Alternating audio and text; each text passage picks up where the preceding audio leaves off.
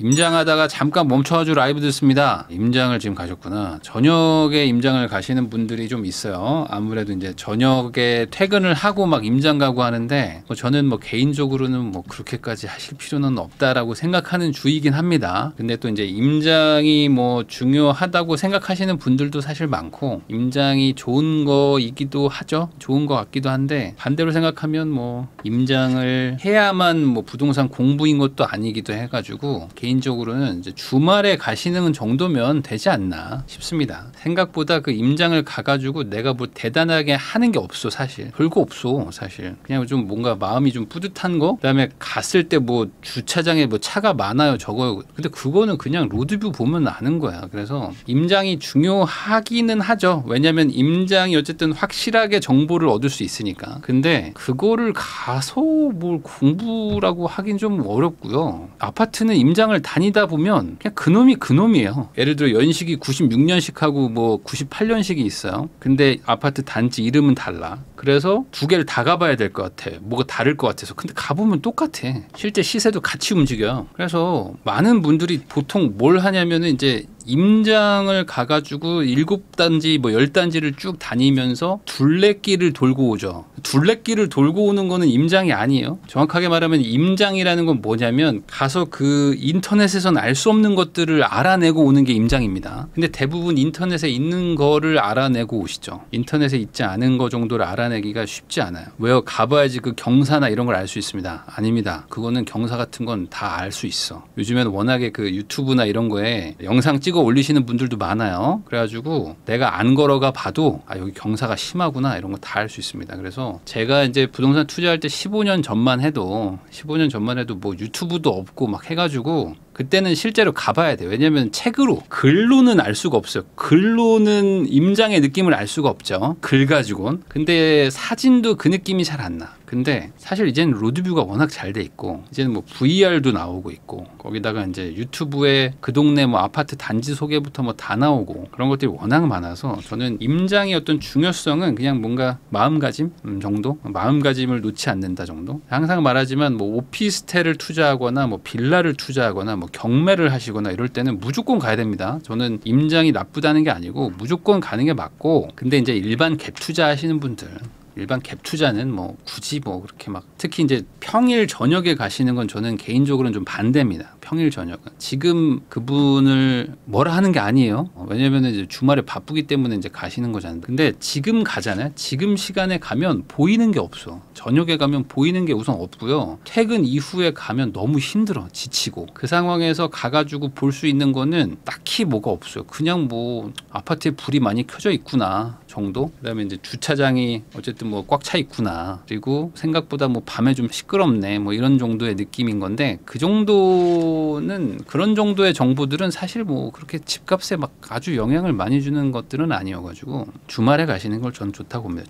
차라리 주말에 가고 가는 것도 한 10번 갈 거 한 2번 정도만 가셔도 괜찮을 것 같습니다. 저의 개인적인 생각이에요. 개인적인 생각. 저는 참고로 집을 현장을 아예 안 가고 산 경우들이 훨씬 많아요. 현장을 가면 좋은 점은 그런 건 있어요. 가면 금매를 뭐 이렇게 찾고 이런 건 가능하거든요. 그러니까 임장을 가지 말라는 게 아닙니다. 살 건 가야죠. 내가 살 거면 가야 돼. 근데 안 살 건데 가는 건 제가 하지 말라는 겁니다. 안 살 건데 가는 거. 아파트는 내부가 어차피 똑같아가지고 집 내부를 보나 안 보나 어차피 의미가 없어요. 별 의미가 없어. 왜요? 인테리어 잘 돼 있으면 혹하던데요. 뭐 이러실 수도 있는데 맞아요. 뭐 인테리어가 돼 있으면은 뭐 그거랑 한번 보긴 해야지. 근데 이제 그냥 뭔가 공부라고 생각하고 가시는 거는 좋지가 않아요. 임장은 공부가 아니에요. 임장은 뭐랄까 그 마지막 검증 같은 개념인 거지. 마지막 검증. 최종 검증의 단계인 거지. 공부는 아닙니다. 제가 생각하기에는. 저도 많이 해봤잖아요. 해보고 고생도 해봤을 거 아닙니까? 근데 별 의미가 없어. 그리고 정확하게는 안 가고도 매물 다 확보할 수 있어요. 안 가고 매물 확보 다 되고 그럼 제가 뭐 지방에 아파트 어떻게 샀겠어요. 다 확보 다 되고 다 중개사분들 다 상대 다 할 수 있고 그분들하고 친하게 다 지낼 수 있습니다. 가야지만 친해지는 건 아니에요. 여러분들도 거꾸로 생각해 보세요. 내가 중개사야. 어떤 분이 자주 왔어. 예를 들어 뭐 일주일에 한 번씩 온대. 그러면 일주일에 한 번씩 오면은 그분한테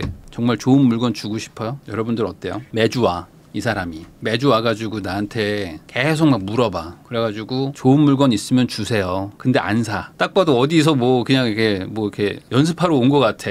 근데 다음 주에 또 올게요 그래. 아, 네, 뭐 예, 알겠습니다. 뭐 이런 느낌인 거지. 그러니까 살 사람들은 전화를 해도 알고, 물론 이제 살 사람이 자주 와주면 뭐 좋은 것도 있고, 그리고 이제 그런 건 있어요. 진짜 살 물건을 가는 게 맞기도 하고. 그러면 중개사분들도 다 알거든요. 왜 몰라? 중개사분들은 사람 상대하는 게 그게 직업인 사람들인데 딱 눈치 보면 답 나오지. 이 사람이 사러 온 건지 그냥 간보러 온 건지 다 알죠. 그러면 사러 온 사람이면, 근데 이 사람이 돈도 있고 의지도 있어 보이면 그때 매물 줍니다. 매물 줘요. 옷가게를 얘기해도 돼. 매일 와. 옷가게를. 우리 옷가게에 매일 와서 계속 들었다 놨다 입어봤다가 이러다가 안 사. 그리고 다음 주에 또 올게요 이래. 너무 좋은 손님이야. 이분한테 다음에 세일 나오면은 특별하게 이분한테 먼저 문자를 보내야지라는 생각이 듭니까? 아니죠. 그렇지 않습니다. 이 파는 사람은 살 사람이 핵심이에요. 살 사람. 당장 지금 살 사람이 제일 중요한 거지. 말을 잘한다고 해가지고 되는 건 아니고, 그렇기 때문에 저는 임장은 좀 마지막 검증 차원에서 가시라. 그러니까 조사는 많이 하시되 임장을 메인으로 하시면은 진짜 힘들어집니다. 경매나 이런 거는 아니에요. 경매는 무조건 가셔야 됩니다. 다시 한번 얘기하지만 장사하는데 주문은 안 하고 와서 수다만 떨고 가는 사람 같네요. 네, 뭐 그럴 수도 있습니다. 물론 이제 뭐 수다를 떨러 와주시는 분들도 뭐 중개사 분들이 막지는 않아요. 왜냐면은 그런 분들이 또 이제 고객이 되기도 하는데, 그래도 바쁘지 다들. 지금 뭐 바쁘 죽겠는데 지금 와가지고 누가 봐도 안 살 것 같은데 오셔가지고 저 다음 주에 또 올 테니까 꼭 좋은 물건 있으면 주세요 뭐 이러고 간다고 해서 주는 건 아니란 말이죠. 그런 건 아니에요.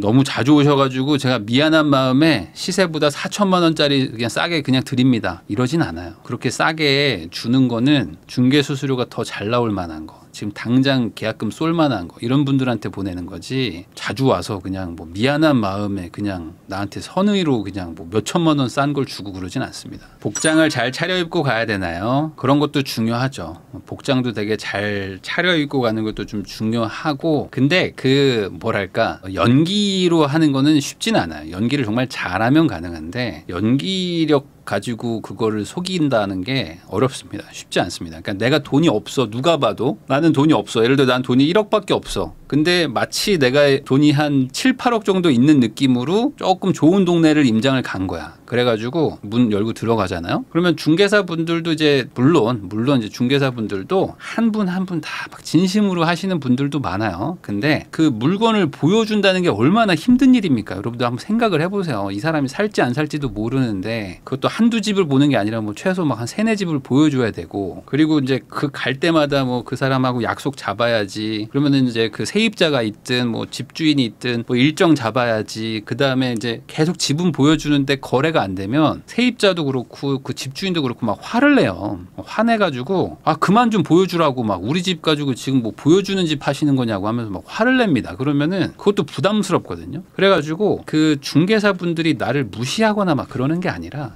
이분들도 어쩔 수 없이 그 필터링을 좀 걸 수밖에 없는 거예요. 그렇기 때문에 그냥 내가 막 공부한다고, 그냥 단순히 공부한다고 막 가는 거는 좋지 않다는 거죠. 그게 서로 좋지 않기 때문에. 그래서 뭐 복장도 잘 챙겨 입고 가긴 하셔야 되지만, 그 10억이 있는 사람은 10억이 있는 말투와 분위기가 있습니다. 있어. 근데 1억이 있는 분이 10억이 있는 거를 연기를 할 수도 있죠. 할 수도 있지만, 근데 그게 안 될 확률이 훨씬 더 전 높다고 봐요. 그래서 그게 뭐 쉽진 않다. 그런 게 사실 다 기술인 거고, 그런 걸 또 잘 해야지만 또 이제 몸이 고생을 안 하는 거기도 하고 그런 거죠. 차도 중요하나요? 그러니까 차가 중요하고 뭐 그런 게 아니라 그냥 전체적으로 이 사람이 진짜 집을 살 만한 그런 준비가 되어 있느냐, 이런 게 중요한 거죠. 10억이 있는 분위기가 뭘까요? 궁금합니다. 그거 아세요? 여러분들이 그 말하는 거를 녹음해가지고 실제로 들어보세요. 그러면 알아. 안녕하세요. 저 타워팰리스 여기 좀 집을 사려고 전화 좀 드렸습니다. 저 요번에 좀 방문 좀 하려고 하는데요. 뭐 이렇게 막 말을 하실 거 아닙니까? 네, 그럼 뭐 토요일 날 오세요. 뭐 이렇게 할 거 아니에요? 네, 그럼 제가 토요일 날 갈 테니까 여기 뭐 한 35억짜리 정도로 뭐 집 한 3개만 좀 볼 수 있을까요? 이렇게 말하실 거 아니에요? 그러고 예를 들어 갔어. 타워팰리스 예를 듭시다. 타워팰리스 앞에 갔어. 그래가지고 가서 딱 이제 들어가. 그럼 여러분들은 자연스럽게 한다고 하지만 사실 문 들어갈 때부터 이미 긴장된 상태야. 왜? 나는 이 집을 살 건 아니거든. 근데 들어가서 이제 중개사분하고 같이 막 이렇게 다닐 생각하니까 막 미안한 마음도 있고 남의 집에 들어간다는 것 자체도 좀 부담도 되고 그러니까 뭔가 좀 이게 맞나 싶은 생각도 들면서 뭔가 좀 떨림도 있고 막 긴장도 되고 막 이러고 막 갑니다. 왜? 난 어차피 이거 안 살 거니까. 근데 그거를 모를까? 사람들이? 모를까? 살 사람들은 하는 행동들이 있거든요. 살 사람들만 하는 행동이 있어요. 그게 좀 공통적으로 그런 게 있거든요. 그런 걸 잘 해줘야 돼요. 제가 또 이제 매년 내는 책이 있습니다. 이 머니 트렌드라고 해가지고 지금 23년부터 냈으니까 23년, 24년에서 25년인데 벌써 이제 3년 차입니다. 그래서 이제 머니 트렌드 2025가 이제 나옵니다. 근데 이제 제가 요게 요번에는 저도 포함된 그 강연회를 하나 오프라인으로 이제 하기로 했거든요. 그래서 오프라인 강연회가 있어서 그래서 우리 구독자들을 위해서 그래도 이게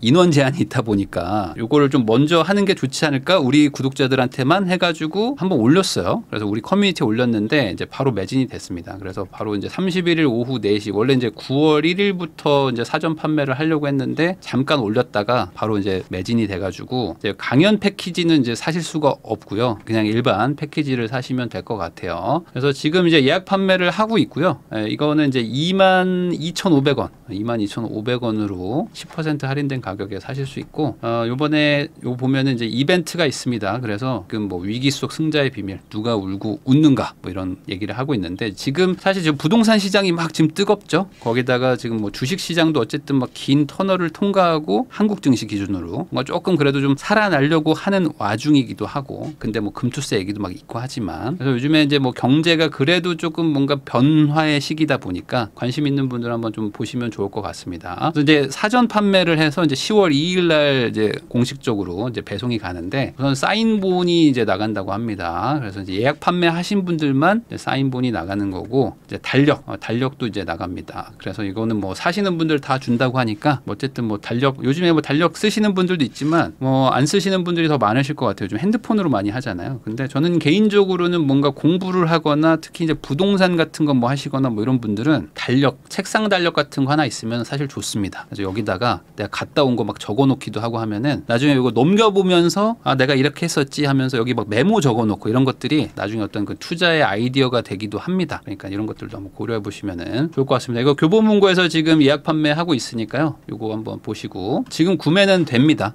지금 구매는 되는데 지금 샀는데 왜 안 와요? 뭐 이렇게 하시는 분들이 있을 것 같은데 지금은 그냥 사전 예약 단계고 10월 2일 날부터 출고가 된다는 거 그건 좀 양해를 좀 구하겠습니다. 그래서 이제 저가 이제 매년 이렇게 내고 있는데 아마 이제 내년도 25년도는 이제 본격적으로 이제 금리 인하의 시즌인 거죠. 그러니까 이제 금리가 막 미국이 막 내릴 겁니다. 막 내리기 시작할 거예요. 그리고 한국도 그거에 맞춰가지고 조금씩 막 내리려고 하겠죠. 그러니까 아마 시장의 분위기는 이제는 금리가 얼마나 내려가고 얼마나 빨리 내려갈 거냐를 가지고 얘기를 할 겁니다. 그러면 여러분도 한번 생각을 해보세요. 2년 전에는 금리가 어디까지 올라갈 건가? 그리고 얼마나 빨리 올라갈 건가에 대한 공포감이 있었던 시절이었습니다. 그리고 1년 전은 금리가 계속 동결이 되고 있죠. 그래서 언제 내려가는 거야 도대체? 언제 내려가는 거지라는 걸 가지고 다퉜던 게 1년 전입니다. 1년간이죠. 그러면 이제 앞으로의 1년은 뭔가? 앞으로의 1년은 금리가 얼마나 빨리 내려갈 거냐, 어디까지 내려갈 거냐를 가지고 얘기하는 1년이 되지 않을까 저는 생각을 합니다. 그러면은 2년 전의 공포감과 반대로 내려가는 거라면 이제 공포의 반대가 되는 거잖아요. 그럼 이제 기대감이 이제 생기는 시절이 올 겁니다. 그러면 이 기대감이 과연 어떻게 자산 시장에 영향을 줄 것인가. 근데 기대감이라는 건 사실 뭐 주식이나 이런 것들 막 선반영이 많이 되기도 합니다. 그래서 이게 무조건 좋다라고 볼 수도 없지만 반대로 어쨌든 시장에 투자하는 걸로만 봤을 때 특히 이제 저는 뭐 부동산 쪽이니까 부동산만 봤을 때는 이게 나쁜 구조는 아닌 것 같아요. 이 금리라는 게 이제 어떤 공급이 막 엄청나게 뭐 많은 상황도 아니고 지역마다 좀 다르겠지만 그러다 보니까 금리 인하의 시즌일 때 이럴 때는 한번 좀 투자를 좀 고민을 해볼 필요는 있습니다. 고민해볼 필요가 있어요.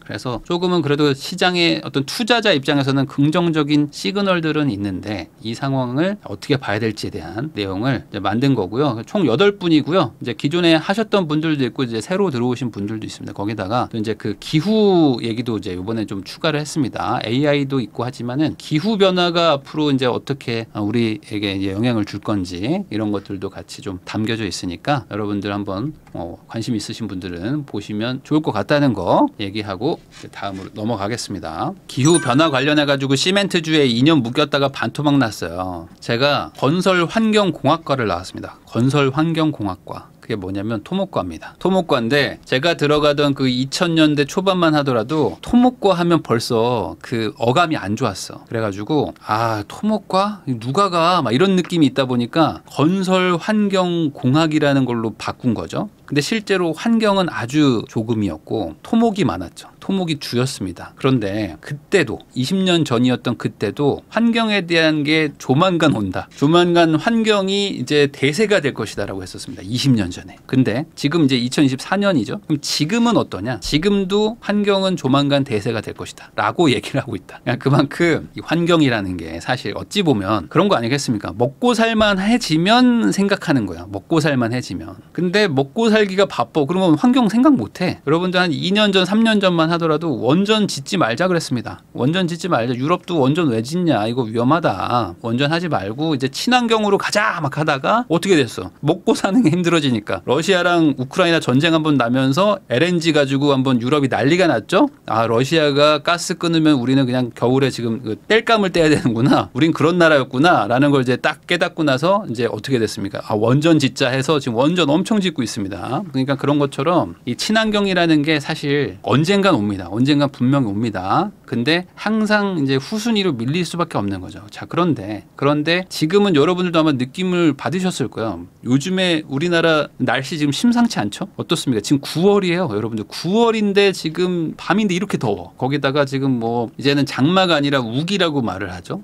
그 정도까지 지금 심각해지는 거예요. 이제는 정말 내년 정도만 돼도 그냥 우기일 것 같아요. 이제 장마가 아니라 대충 그냥 7월부터 9월까지는 그냥 비 계속 오는 날이 이어지지 않을까 싶기도 하고 그냥 을에 그냥 2달은 그냥 에어컨 풀로 틀어야 되는 그런 날씨로 이제 가는 거가 아닌가. 웬만한 동남아보다 더 더웠어요. 올해. 그만큼 우리나라의 어떤 기후도 바뀌는 거 보면은 다른 나라들도 심각하겠죠. 그러면 결국에 그런 것들에 대해서 어느 순간 이제 야 이거 진짜 문제니까 야 여기다 돈을 투자해야 된다라고 생각하면은 이제 전 세계적으로 또 다시 한번 돈의 흐름이 옮겨갈 수도 있겠죠. 그러니까 이제 그런 것들도 미리 좀 트렌드를 읽어보시면 좋을 것 같습니다.